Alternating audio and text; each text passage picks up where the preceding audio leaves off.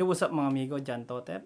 So ngayon po, ipapakita ko sa inyo kung paano tayo makakatipid ng ulam na healthy na at saka masarap pa. So dalawang ulam po ito worth 120 pesos. So ano bang pagkain ito?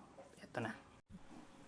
So ang ingredients po natin ngayon ay tokwa na worth 25 pesos, sinigang mix na 20 pesos, pork cubes 7 pesos, oyster sauce 7 pesos, magic sarap 5 pesos, at saka okra na worth 10 pesos, bawang na 6 pesos, kamatis na 10 pesos, saka sibuyas 10 pesos, at ang ating highlight sa lutong ito, yung kangkong na worth 20 pesos. Okay, unang gagawin po natin ay hiwain po natin ng cubes na maliliit ang tokwa.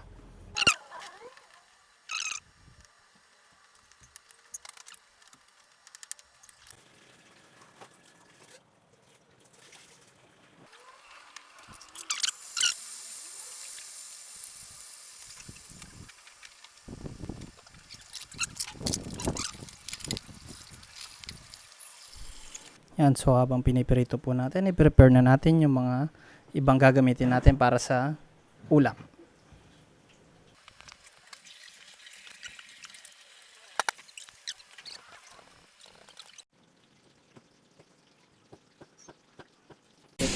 Okra.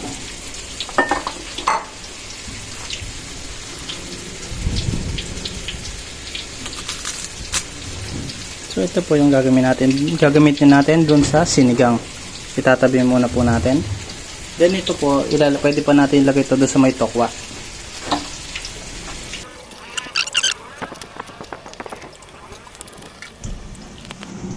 Pag kumulo na po yung tubig natin, ilagay na po natin kamatis.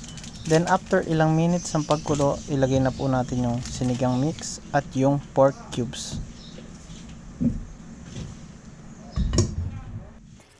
Pagkaluto po ng ating tokwa ay gigisa na po natin siya sa bawang at sibuyas. Then next naman po ay yung kangkong.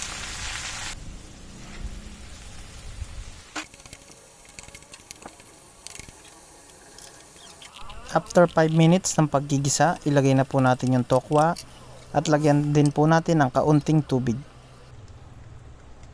Ilagay na po natin yung oyster sauce at lagyan din po natin siya ng konting magic sarap, salt and pepper na ayon sa panlasa, at aluhin ng maigi.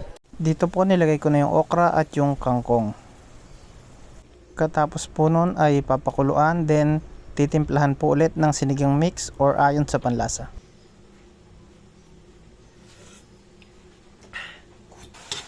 Then ito po, pinapalambot na lang po natin ng konti yung kangkong, then pwede na siyang kainin.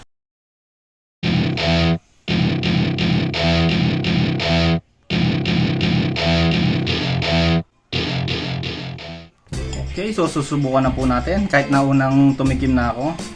Yan, diba? Sarap-sarap to. Sabaw. Yan.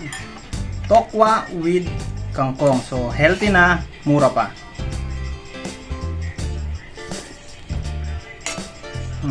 Sarap, masarap. Tumang naman po natin sabaw. Asim.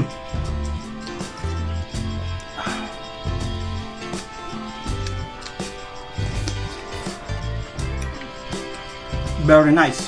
Yan, so masarap na po na may main course ka na, saka may sabaw ka pa. So sa halagang 120 pesos, goods na.